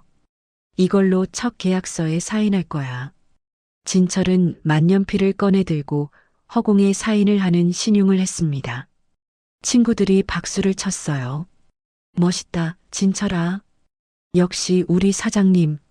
그때만 해도 진철은 몰랐습니다. 이 만년필이 앞으로 자신의 유일한 재산이 될 거라는 것을요. 처음 6개월은 순조로웠습니다. 작은 거래들이 성사되었고 매출이 조금씩 올라갔어요. 진철은 더 큰 거래를 따내기 위해 동분서주했죠. 그러던 어느 날 기회가 왔습니다. 박 사장님, 이번 건 정말 큰 겁니다. 성공하면 1년치 매출을 한 번에 올릴 수 있어요. 거래처 사장이 말했습니다. 진철의 눈이 반짝였어요. 얼마나 큰 건데요? 1억 원 규모입니다. 다만, 진철의 눈이 휘둥그레졌습니다. 다만, 성금을 좀 내셔야 합니다. 2천만 원 정도요. 2천만 원. 40년 전에 진철에게는 엄청난 금액이었어요. 회사 자본금 전부를 쏟아부어도 모자랐죠. 대출을 받으시면 됩니다. 계약서만 있으면 은행에서 바로 나와요. 진철은 고민했습니다. 위험했어요. 하지만 이 기회를 놓치면 언제 또 이런 큰 건이 올까요? 좋습니다. 하겠습니다. 진철은 결국 대출을 받았습니다. 집을 담보로 잡히고 친구들에게도 돈을 빌렸어요. 부모님의 노후 자금까지 끌어다 썼죠. 진철아, 괜찮겠니? 어머니가 걱정스럽게 물었습니다. 걱정 마세요, 어머니. 이번 거래만 성공하면 다 갚을 수 있어요. 아니, 몇 배로 돌려드릴게요. 진철은 자신만만했습니다. 계약서에 만년필로 사인을 하는 순간 세상을 다 가진 기분이었죠. 하지만 한 달 후 거래처에서 연락이 왔습니다. 박 사장님, 죄송합니다. 거래가 무산됐습니다. 뭐라고요? 상대 회사가 부도가 났습니다. 저희도 큰 손해를 봤어요. 전화기를 든 진철의 손이 떨렸습니다. 그럼 제가 낸 성금은요? 그게 돌려드릴 수가 없습니다. 저희도 파산 직전이거든요. 전화는 끊겼습니다. 진철은 멍하니 서 있었어요. 2억. 한순간에 날아가 버렸습니다. 진철아, 대체 무슨 일이야? 성우가 다급하게 물었습니다. 진철은 대답할 수 없었어요. 입이 떨어지지 않았죠. 다음 날부터 빚쟁이들이 찾아오기 시작했습니다. 박진철 씨, 문 열어요. 돈 갚을 때까지 안 갈 겁니다. 사무실 문을 두드리는 소리가 그치지 않았어요. 진철은 사무실 안에 숨어 떨고 있었죠. 친구들은 하나둘 떠나갔습니다. 미안해, 진철아. 나도 빌려준 돈이 있어서 더 이상은 못 도와주겠어. 나도 미안하다. 가족들이 뭐라고 해서.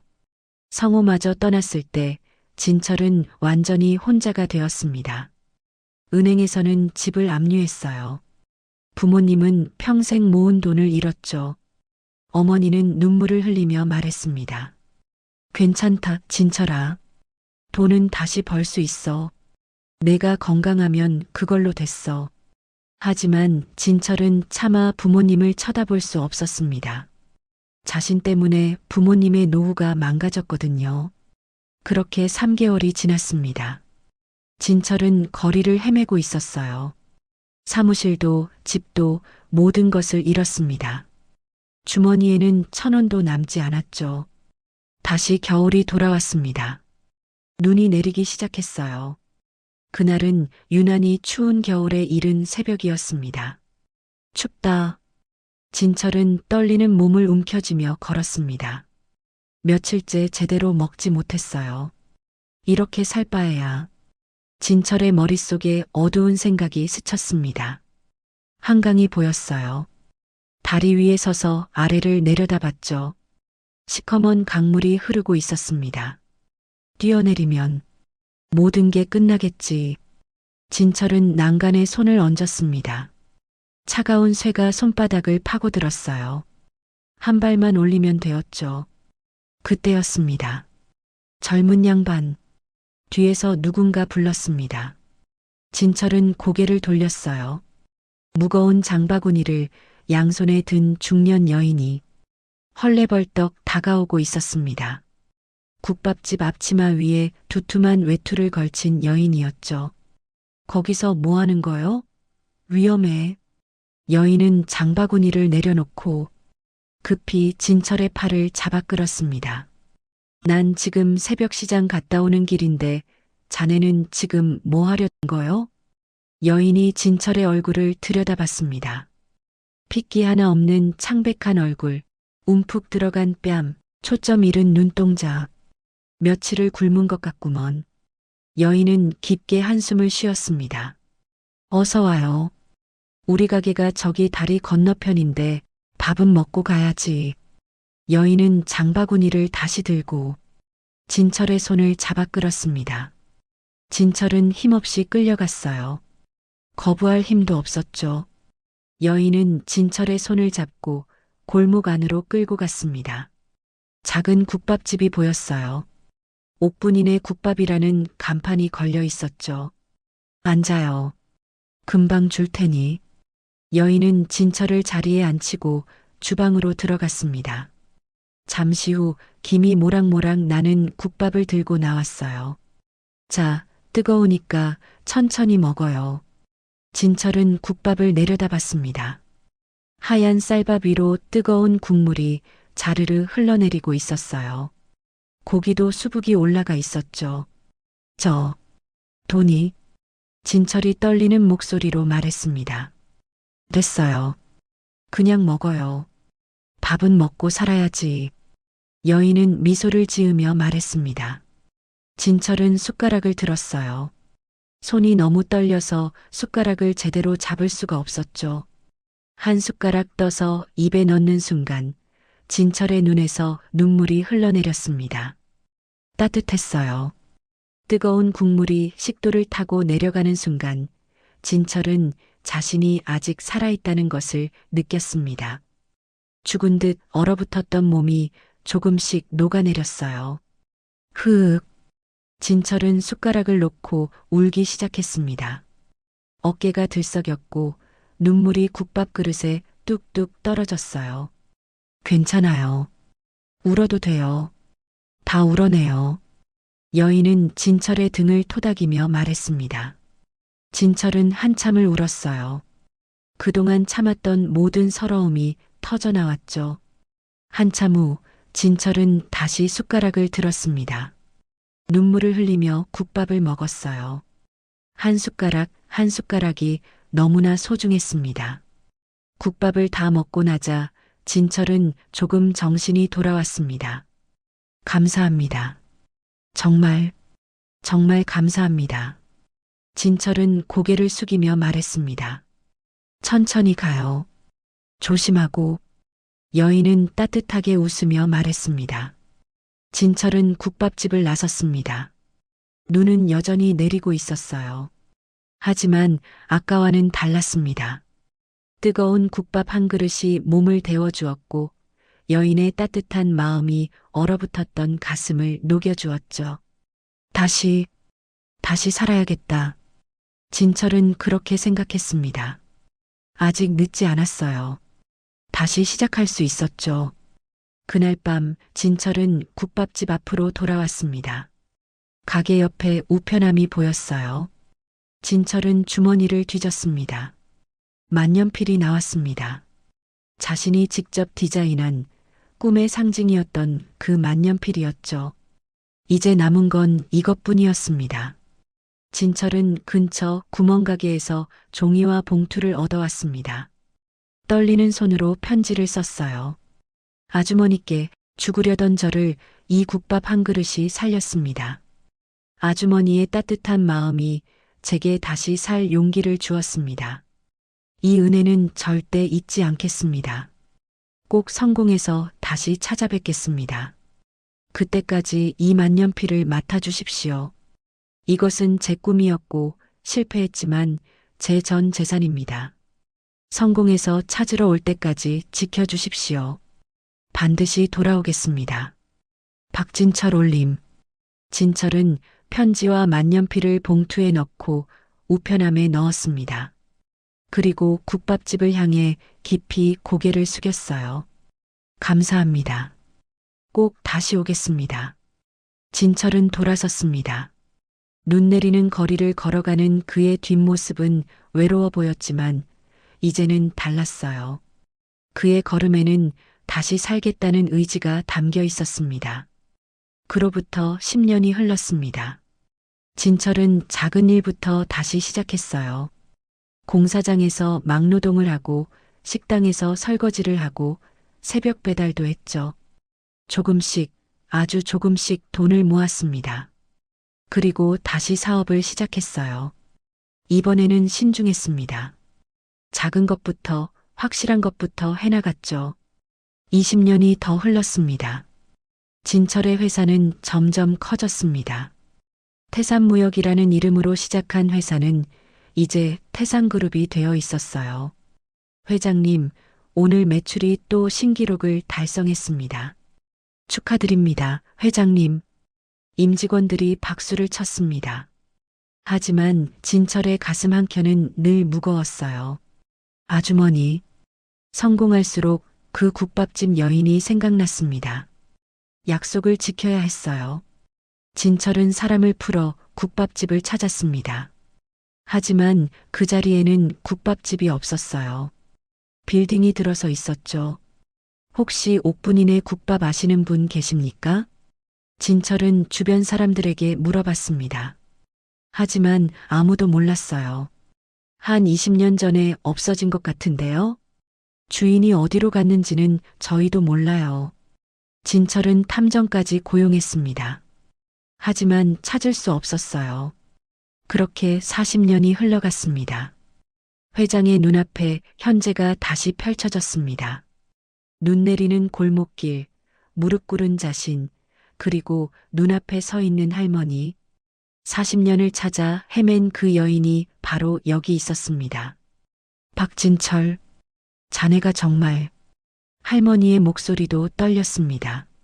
40년 전 그 야윈 청년의 얼굴이 눈앞에 중후한 신사와 겹쳐졌어요. 세월이 흘러 얼굴에는 주름이 깊어지고 머리에는 은발이 섞였지만 그 눈빛만은 여전히 간절했습니다. 할머니는 천천히 무릎을 굽혔습니다. 할머니, 은호가 깜짝 놀라 할머니를 부축했어요. 하지만 할머니는 고개를 저으며 회장과 눈높이를 맞췄죠. 두 사람은 눈밭에 나란히 무릎을 꿇고 앉아 서로를 바라봤습니다. 자네가 그 청년이구먼. 할머니의 눈에서 눈물이 흘러내렸습니다. 주름진 손이 회장의 손을 꽉 잡았어요. 성공했어. 정말, 정말 대견해. 할머니의 목소리는 떨렸지만 그 안에는 깊은 안도감이 담겨 있었습니다. 죽지 않고 살아줘서 고마워. 그날 자네 눈빛이 너무 무서웠거든. 정말 죽을 것 같아서 내가 얼마나 걱정했는지 아나. 할머니는 말을 잇지 못하고 흐느꼈습니다. 회장도 할머니의 손을 꽉 잡으며 울었어요. 두 사람의 울음소리가 눈 내리는 골목에 메아리 쳤죠. 은호는 그 광경을 보며 가슴이 뜨거워졌습니다. 코끝이 찡해지고 눈시울이 붉어졌어요. 리어카 손잡이를 잡은 손을 놓고 두 사람에게서 조금 떨어져 섰습니다. 이 순간만큼은 방해하고 싶지 않았거든요. 한참 후 회장이 고개를 들었습니다. 눈물로 범벅이 된 얼굴이었지만 그 눈빛은 간절했어요. 아주머니, 도대체 어디 계셨던 겁니까? 회장의 목소리는 떨렸습니다. 제가 얼마나 찾았는데요. 성공한 후 바로 국밥집으로 갔어요. 하지만 가게는 사라지고 없었죠. 빌딩이 들어서 있었고, 회장은 말을 멈추고 한숨을 내쉬었습니다. 사람을 풀어서 찾아봤습니다. 탐정도 고용했어요.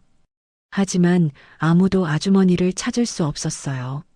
주변 사람들에게 물어봐도 아무도 몰랐죠.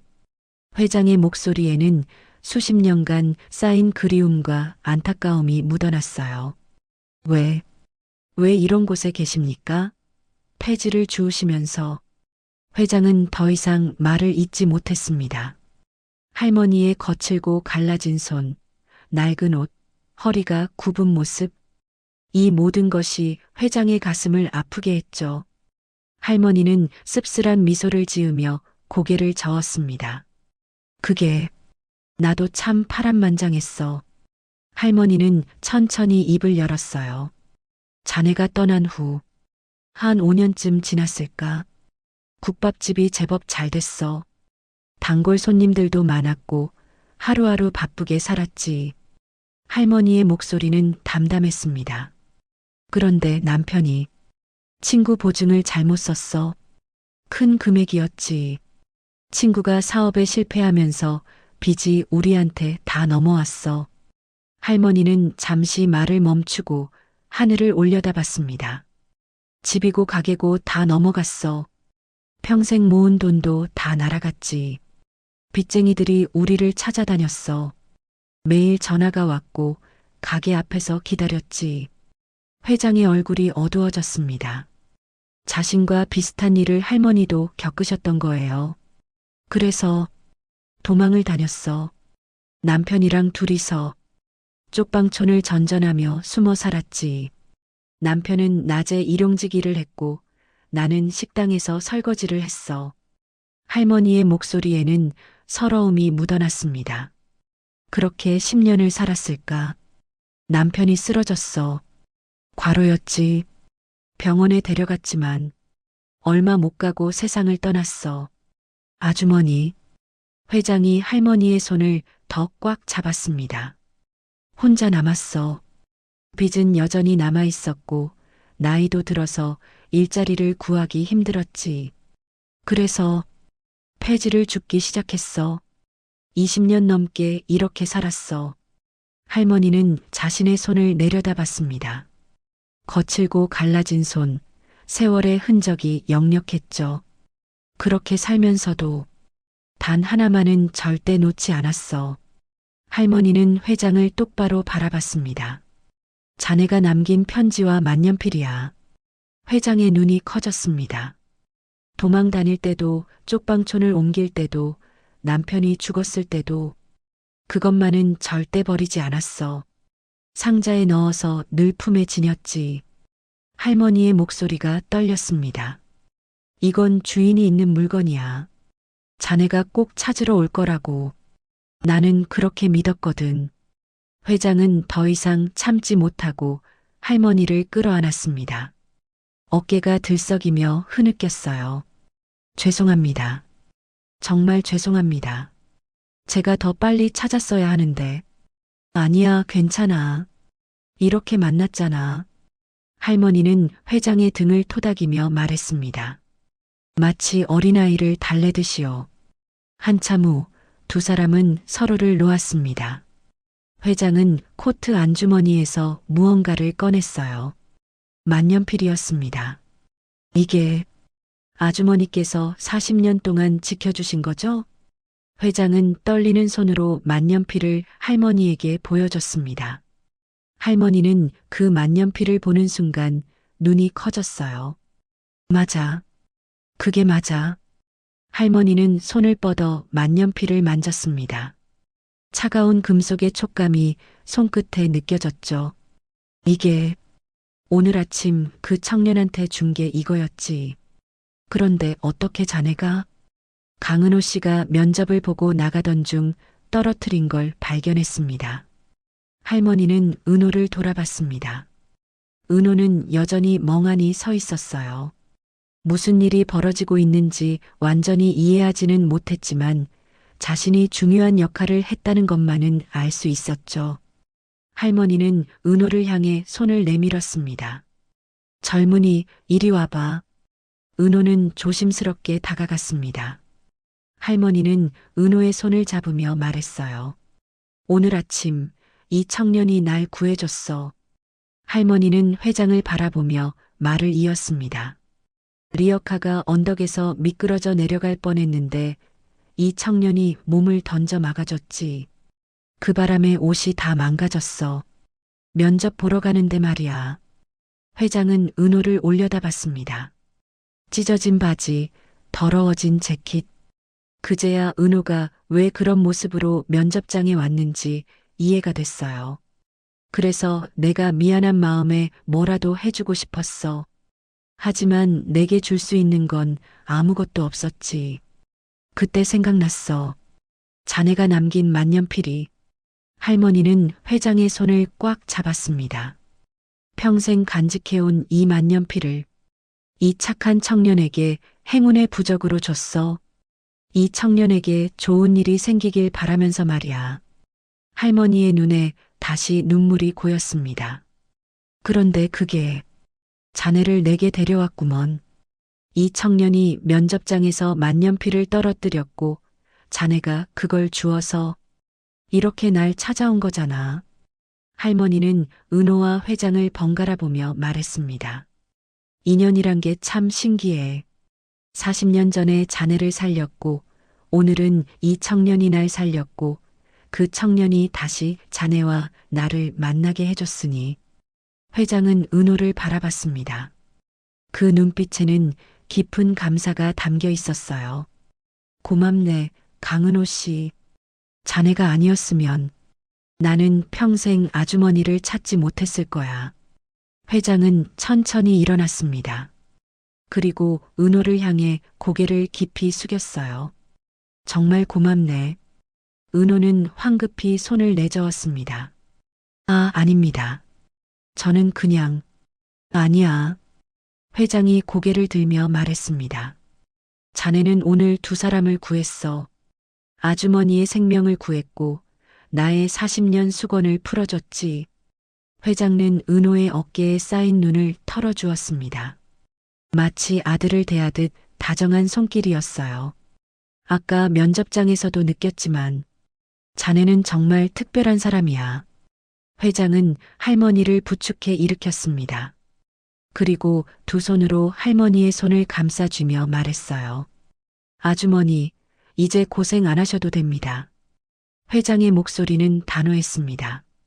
제가 앞으로 친어머니처럼 모시겠습니다. 집도 마련해드리고 편히 사시도록 모든 걸 해드리겠습니다.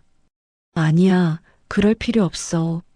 할머니가 손을 내저었지만 회장은 고개를 저었어요. 아닙니다. 이건 제 의무입니다. 아주머니께서 제게 주신 은혜를 갚을 기회를 주십시오. 제발. 회장의 눈에 다시 눈물이 맺혔습니다. 할머니는 그런 회장을 보며 천천히 고개를 끄덕였어요. 그래. 그렇다면 고맙게 받을게. 회장은 안도의 한숨을 내쉬었습니다. 그리고 은호를 돌아봤어요. 자네도 면접장에서 만년필 떨어뜨린 거 알고 있었나? 아, 아니요. 몰랐습니다. 은호는 솔직하게 대답했습니다. 재킷 주머니에 구멍이 났었나 봐요. 그걸 몰랐어요. 회장은 고개를 끄덕이며 만년필을 들어 올렸습니다. 이 만년필이 우리 셋을 이어준 거야. 40년 전 나와 아주머니를, 그리고 오늘 자네가 우리를 다시 만나게 해줬지. 회장은 은호의 눈을 똑바로 바라봤습니다. 아까 면접장에서 자네 실력은 이미 확인했네. 학점도 좋고 토익 점수도 훌륭하고 답변도 논리적이었어. 은호는 긴장한 표정으로 회장을 바라봤어요. 하지만 내가 진짜 보고 싶었던 건 그게 아니었어. 스펙은 누구나 쌓을 수 있지. 하지만 사람의 본질은 쉽게 바꿀 수 없거든. 회장은 잠시 말을 멈추고 눈 내리는 하늘을 올려다봤습니다. 자네는 나에게 알려줬어. 면접은 면접장에만 있는 게 아니라는 걸. 진짜 면접은 바로 이런 순간, 위기의 순간에 어떤 선택을 하느냐에 달려 있다는 걸 말이야. 회장은 다시 은호를 바라봤어요. 우리 회사가 잊고 있던 가장 중요한 가치. 그건 바로 사람이야. 실력도 중요하지만 진짜 중요한 건 사람다움이지. 자네가 그걸 다시 깨닫게 해줬어. 회장은 은호의 어깨를 두드리며 확신에 찬 목소리로 말했습니다. 강은호 씨, 자네 합격일세. 은호의 눈이 커졌습니다. 믿을 수 없다는 표정이었죠. 정말, 정말입니까? 그럼 내일부터 출근하게. 아니, 오늘은 푹 쉬고 모레부터 출근하게. 인사팀에 연락해두겠네. 은호는 그 자리에서 멍하니 서 있었습니다. 아침에 모든 걸 포기했다고 생각했는데 지금 합격 통보를 받고 있었어요. 꿈인가 싶었죠. 고맙습니다. 정말 감사합니다. 은호는 허리를 깊이 숙이며 인사했습니다. 눈물이 주르르 흘러내렸어요. 기쁨의 눈물이었죠. 할머니는 그런 은호를 보며 환하게 웃었습니다. 그것 봐. 내가 뭘 했어? 할머니 부적 덕분에 합격했다니까. 은호는 할머니를 보며 웃었습니다. 아까 했던 거짓말이 진짜가 된 거예요. 눈은 여전히 내리고 있었습니다. 하지만 이제 그 눈은 차갑지 않았어요. 세 사람의 얼굴에는 따뜻한 미소가 번지고 있었죠. 회장은 비서에게 손짓했습니다. 차에서 기다리던 비서가 우산을 들고 달려왔어요. 아주머니, 우선 따뜻한 곳으로 가시죠. 감기 걸리시겠어요. 이 리어카는 제가 처리하겠습니다. 걱정 마세요. 회장은 할머니를 부축해 차로 안내했습니다. 은호도 함께 따라갔어요. 차에 탄 세 사람은 서로를 바라보며 미소 지었습니다. 40년의 세월이 만들어낸 기적 같은 만남이었죠. 차가 출발하며 골목을 벗어났습니다. 리어카만 홀로 눈 속에 남겨졌지만 이제 할머니는 더 이상 그 무거운 짐을 끌지 않아도 되었어요. 1년이 지났습니다. 따스한 햇살이 창문을 통해 방 안으로 들어왔어요. 할머니는 천천히 눈을 떴습니다. 포근한 이불 속에서 몸을 뒤척이며 기지개를 켰죠. 손을 뻗어 옆 탁자 위의 시계를 확인했습니다. 아침 7시 30분. 호호, 오늘도 잘 잤네. 할머니는 흐뭇한 미소를 지으며 일어나 앉았습니다. 1년 전만 해도 상상도 못했던 일이었어요. 따뜻한 방, 폭신한 침대, 깨끗한 이불. 모든 게 꿈만 같았죠. 할머니는 침대에서 내려와 창문을 열었습니다. 신축 아파트 10층에서 내려다 보이는 풍경은 아름다웠어요. 멀리 산이 보였고 아파트 단지 안에는 잘 가꿔진 정원이 있었죠. 참 좋은 곳이야. 할머니는 중얼거리며 창문을 닫았습니다. 그리고 거실로 나왔어요. 깨끗하고 따뜻한 거실에는 아담한 소파와 텔레비전이 있었고 식탁 위에는 어제 회장이 보내준 과일 바구니가 놓여 있었죠. 부엌으로 향한 할머니는 냉장고를 열었습니다. 반찬통이 가득 들어 있었어요. 회장이 고용한 가정부 아주머니가 일주일에 3번씩 와서 반찬을 만들어주고 청소도 해줬죠. 이렇게까지 해줘도 되는 건지 할머니는 매번 미안한 마음이 들었습니다. 하지만 회장은 늘 똑같이 대답했어요. 아주머니께서 제게 주신 은혜에 비하면 이건 아무것도 아닙니다. 할머니는 간단히 아침을 차려 먹었습니다. 따뜻한 미역국과 밥, 그리고 맛있는 반찬들. 혼자 먹기 아까울 정도로 푸짐했죠. 식사를 마치고 설거지를 하는데 초인종이 울렸습니다.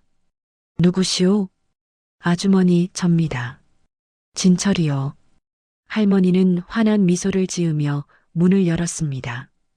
회장이 서 있었어요. 손에는 따뜻한 빵이 든 봉지를 들고 있었죠. 아이고, 이른 아침부터 웬일이야? 출근길에 들렀습니다. 빵 좀 사왔어요. 아침은 드셨어요? 먹었지. 자네는? 저도 먹었습니다. 그래도 간식으로 드세요. 회장은 빵 봉지를 식탁 위에 놓으며 할머니를 살폈습니다. 안색이 좋아 보였어요. 1년 전과는 비교도 할 수 없을 정도로 건강해 보였죠. 요즘 어떠세요? 불편한 건 없으시고? 없어. 너무 좋아. 이렇게 편하게 살아도 되나 싶을 정도야. 할머니는 회장을 소파에 앉혔습니다. 그리고 차를 끓여왔어요. 자네 덕분에 내가 이렇게 편하게 살고 있어. 정말 고마워. 무슨 말씀을요? 제가 더 감사하죠. 두 사람은 차를 마시며 담소를 나눴습니다. 회장은 요즘 회사 이야기를 들려줬고 할머니는 아파트 단지에서 만난 이웃들 이야기를 들려줬어요. 아, 참. 은호는 요즘 어떤가? 할머니가 물었습니다. 회장의 얼굴에 흐뭇한 미소가 번졌어요. 정말 잘하고 있습니다. 입사한 지 1년밖에 안 됐는데 벌써 팀에서 없어서는 안 될 사람이 됐어요. 그래, 다행이구먼. 착한 애니까 당연하지. 실력도 정말 좋습니다. 며칠 전에 큰 프로젝트를 성공시켰어요. 다들 칭찬이 자자하더라고요. 회장은 자랑스러운 표정으로 말했습니다. 마치 자신의 아들 이야기를 하는 것 같았죠. 오늘 저녁에 은호도 오기로 했습니다. 아주머니 댁에서 같이 저녁 먹으면 어떨까 해서요. 오, 그거 좋지. 내가 밥을 해야겠네. 아니에요. 제가 준비해 올게요. 아주머니는 그냥 편히 계세요. 안 돼, 안 돼. 손님 오는데 내가 직접 해야지.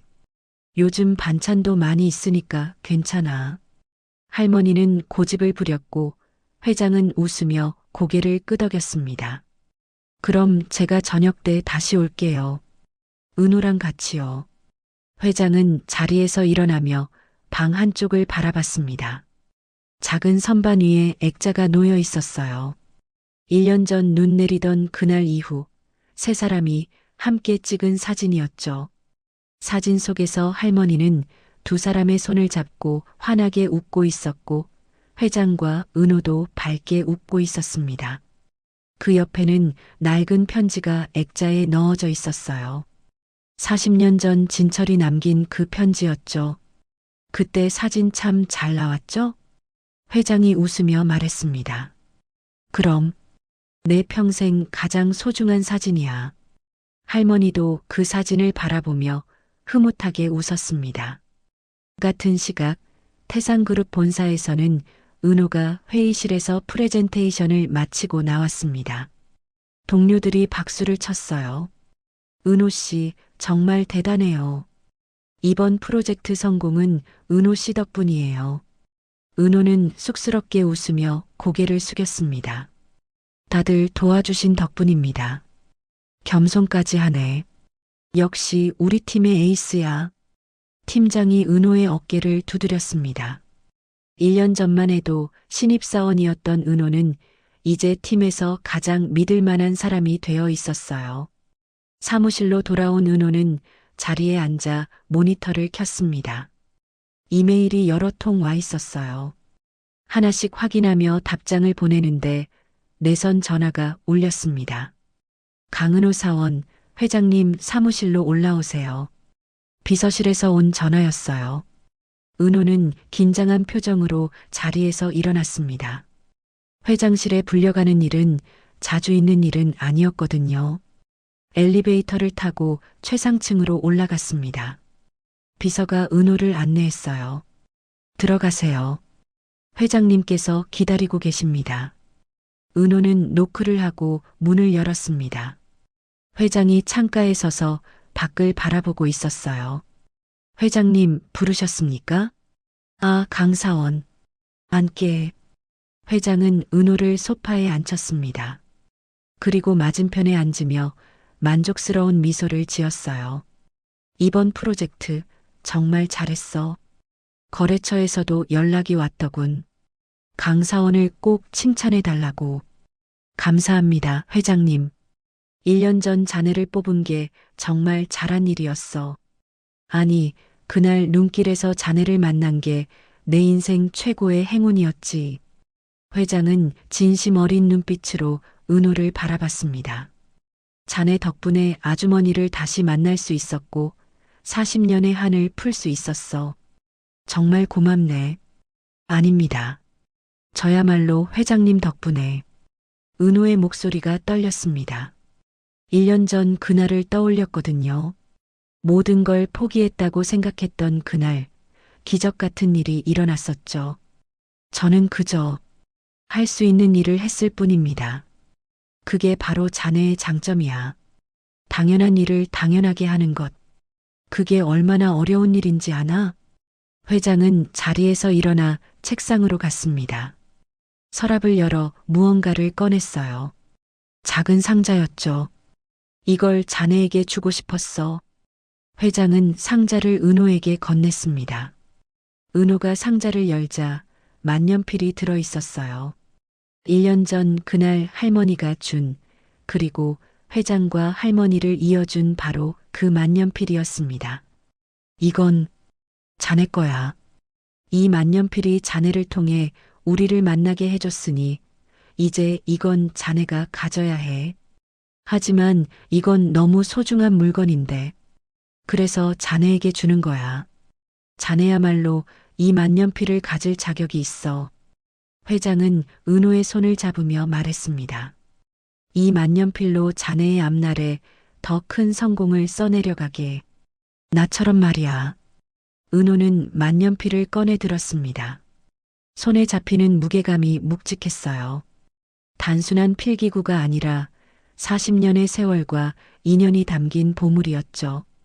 감사합니다, 회장님. 소중히 간직하겠습니다. 그래. 참, 오늘 저녁에 시간 있나? 아주머니 댁에서 저녁 먹기로 했어. 아, 네. 당연히 가야죠. 은호의 얼굴이 환해졌습니다. 할머니를 만나는 건 언제나 즐거운 일이었거든요. 그럼 6시에 로비에서 만나세. 같이 가자고. 알겠습니다, 회장님. 그렇게 저녁이 되었죠. 초인종이 울렸습니다. 할머니는 앞치마를 벗으며 문을 열었어요. 회장과 은호가 나란히 서 있었죠. 어머, 왔구나. 어서 들어와. 아주머니, 안녕하세요. 은호가 밝게 인사했습니다. 할머니는 은호를 보며 환하게 웃었어요. 우리 은호, 1년 사이에 더 의젓해졌네. 호호. 할머니께서 주신 부적 덕분입니다. 세 사람은 웃으며 집 안으로 들어갔습니다. 식탁에는 이미 음식이 가득 차려져 있었어요.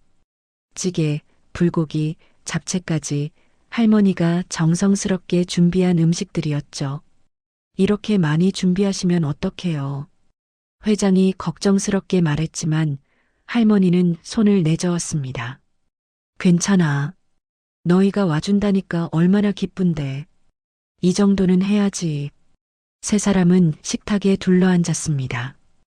회장이 소주를 따르고 은호는 할머니께 물을 따라드렸어요. 자, 건배. 세 사람의 잔이 부딪혔습니다. 맑은 소리가 울렸죠. 정말 감사합니다. 1년 전 그날이 없었다면. 은호가 말을 시작했습니다. 저는 지금 어떻게 살고 있을까요? 생각만 해도 아찔해요. 나도 그래. 회장이 고개를 끄덕였습니다. 그날이 아니었다면 나는 평생 아주머니를 찾지 못했을 거야. 가슴에 한을 품고 살았겠지. 할머니는 두 사람을 번갈아 보며 미소 지었습니다. 우리 셋 다 행운아야. 서로가 서로를 살렸으니까. 할머니의 말에 회장과 은호는 고개를 끄덕였어요. 정말 그랬습니다. 참, 은호야. 요즘 회사 생활은 어때?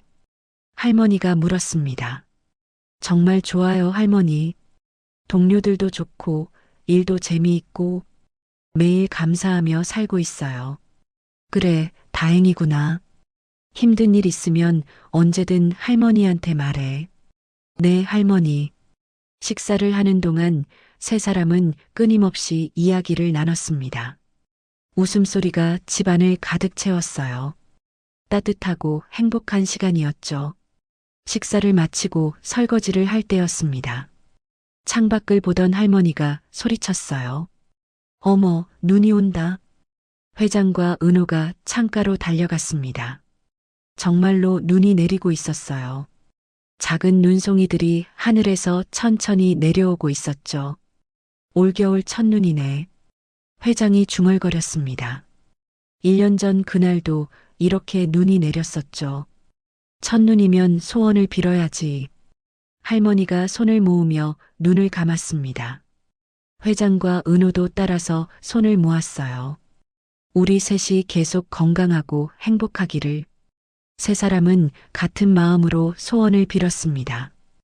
은호는 할머니의 집을 나와 집으로 향했습니다. 눈은 계속 내리고 있었고 거리는 하얗게 변해가고 있었어요. 횡단보도 앞에 섰습니다. 신호를 기다리며 은호는 코트 안주머니에 손을 넣었어요. 만년필이 손에 잡혔죠. 은호는 만년필을 꺼내 들여다봤습니다. 가로등 불빛에 만년필이 은은하게 반짝였어요. 이 만년필 하나가 우리 세 사람을 이어줬다니. 은호는 미소 지으며 만년필을 다시 주머니에 넣었습니다. 신호가 바뀌었고 은호는 횡단보도를 건너기 시작했어요. 눈은 계속 내렸습니다. 은호의 어깨에, 머리에, 온 세상에 하얗게 내려앉았죠. 은호는 걸으며 하늘을 올려다봤습니다. 어머니, 아버지, 보고 계시죠? 저 이렇게 잘 살고 있어요. 은호의 눈시울이 뜨거워졌습니다. 하지만 슬픔이 아니었어요. 감사함이었죠. 1년 전 그날 폭설 속에서 모든 것을 잃었다고 생각했습니다. 하지만 그날은 끝이 아니라 시작이었어요. 새로운 인연의 시작, 새로운 삶의 시작이었죠. 은호는 주머니 속 만년필을 다시 한번 만졌습니다. 따뜻했어요. 마치 살아있는 것처럼요. 이 만년필처럼 나도 누군가에게 따뜻한 사람이 되어야지. 은호는 그렇게 다짐하며 걸었습니다. 눈 내리는 거리를 따라 미래를 향해 한 걸음 한 걸음 나아갔습니다. 오늘의 이야기가 당신의 마음에 작은 울림을 드렸다면 앞으로도 당신의 나날에 잔잔한 위로가 될 이야기들로 찾아뵐 수 있도록 구독과 좋아요를 눌러주세요. 그리고 사연의 주인공을 위한 따뜻한 말씀도 댓글로 부탁드립니다. 당신의 오늘을 늘 응원합니다. 인생 나날이었습니다.